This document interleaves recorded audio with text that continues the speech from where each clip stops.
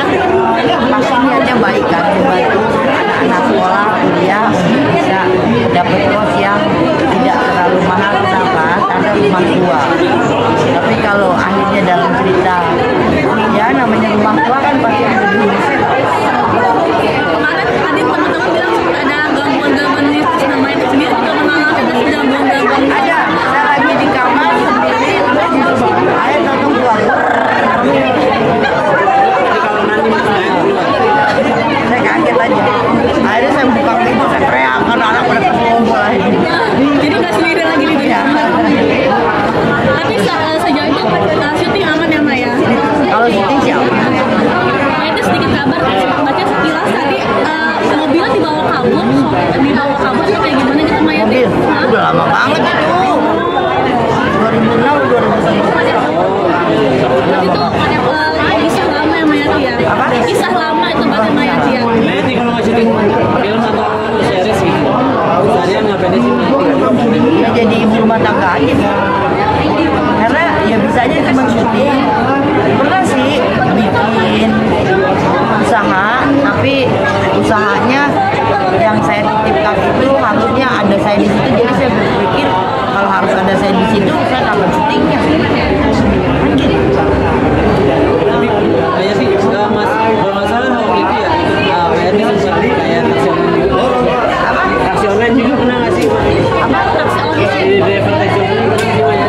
Driver taksi online. Tahu nggak ya? Kalau bukan driver taksi online.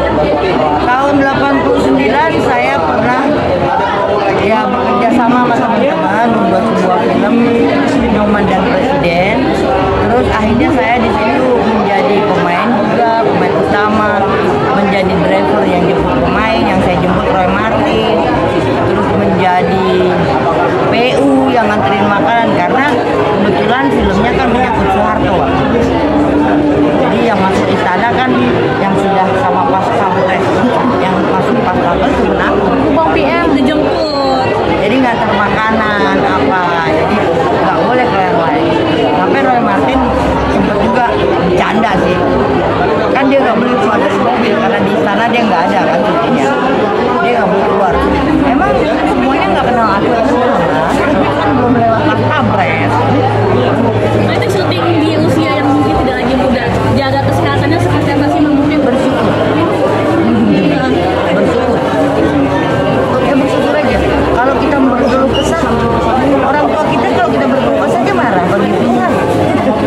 Kan kita nafas dapat berat. Ada olahraga nggak? Olahraganya paling jalan kaki. Kalau olahraga yang khusus ngejam, nge-gym, yang ada tuh makanan.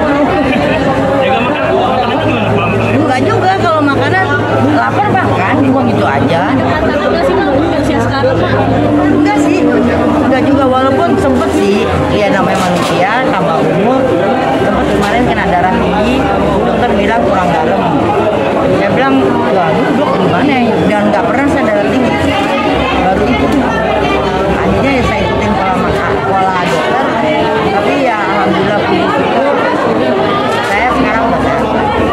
Kapan pernah darah tinggi kemarin Bang? Mungkin gara-gara ketrigger ngerasain apa gitu Bang?